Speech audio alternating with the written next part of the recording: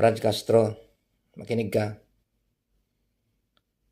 May kaso kang kaharapin uli bukod sa iyong pagka-convicted. Yun yung gusto mo eh. Kalkalin yung buhay mo. Ayan. Pakinggan mo anong kaso. Tutorion, I am here assisting the indigenous peoples po of Talaingod, no? Mga Atamanobo po sila.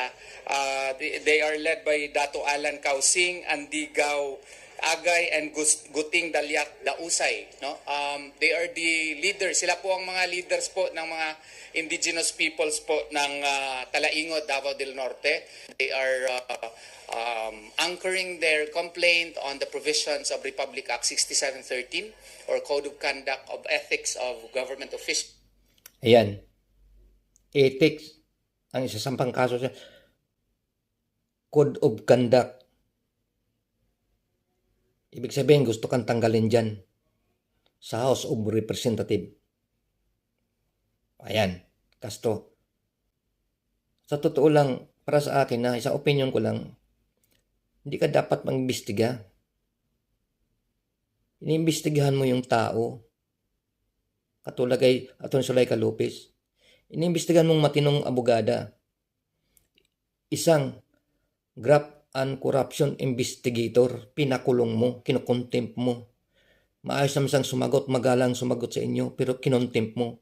Hindi ka pa nakontento, gusto mo pang ilipat sa koreksyonal. Yung koreksyonal ay isang kulungan ng mga convicted criminal. Ikaw ay isang convicted criminal, dapat ikaw, Franz Castro, ang makulong doon sa koreksyonal. Diba? Ang kapal ng mukha mo, no? Ito, pakinggan pa natin.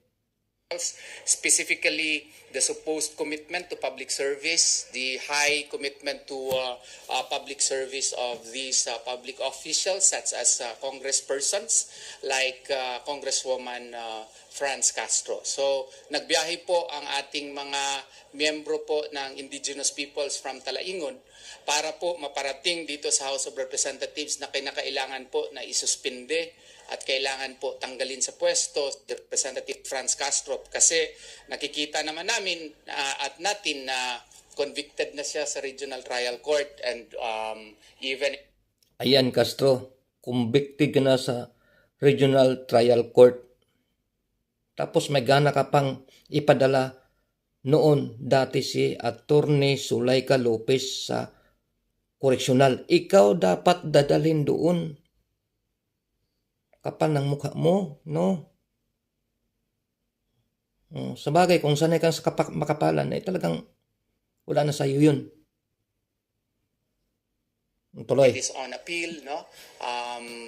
Before higher courts, but the administrative aspect of the crimes that she committed should be likewise under investigation, and if after proper proceedings it is found that she is administratively guilty, then proper penalty such as suspension or if not expulsion from the House of Representatives. Ako po si Dato Malibato Kausing, isang ancestral domain management officer ng ancestral domain ng Atamanobo ng municipality ng Talaingod, Davao del Norte. Nandito po kami dito sa Manila ngayon, kasama namin yung tatlo naming tribal leader dahil tatlo lang yung hinihingi namin, no, sa ating gobyerno ngayon nga gusto namin matanggal yung si Franz Castro. Bakit, no? Kasi yung ginawa niya sa amin parang hindi nirespeto yung rights of the IP, no? In terms sa aming Ayan, Castro. Wala kasi ang karespeto-respeto eh. Hindi mo narespeto ang kanilang right bilang isang IP. Tapos may gana ka pang magsalita dyan. Kapal talaga ng ano mo, no? rights kasi hindi niya nirespeto.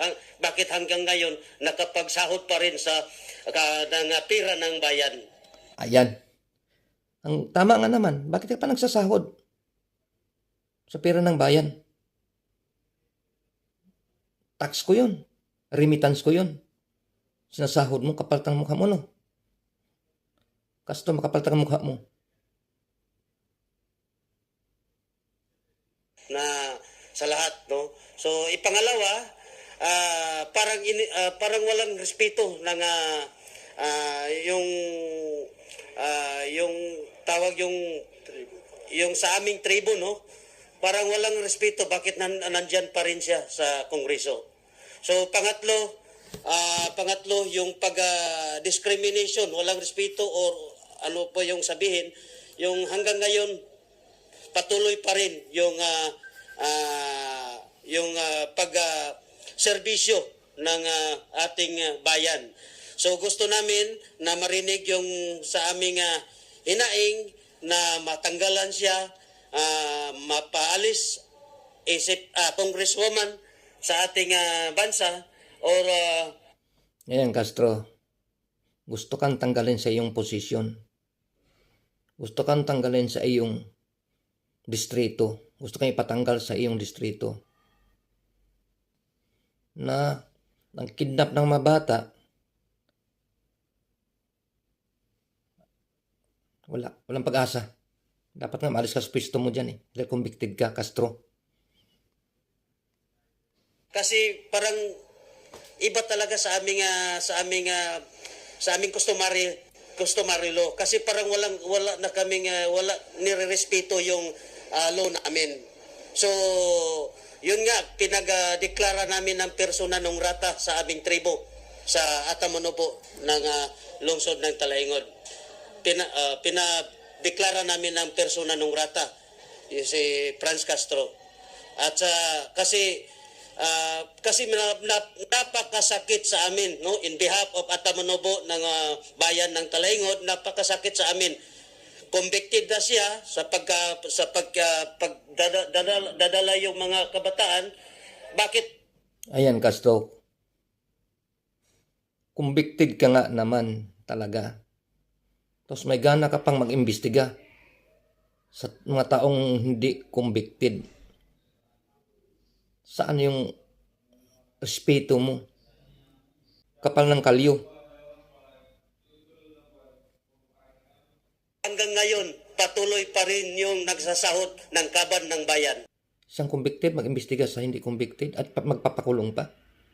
Diyos mio, Castro.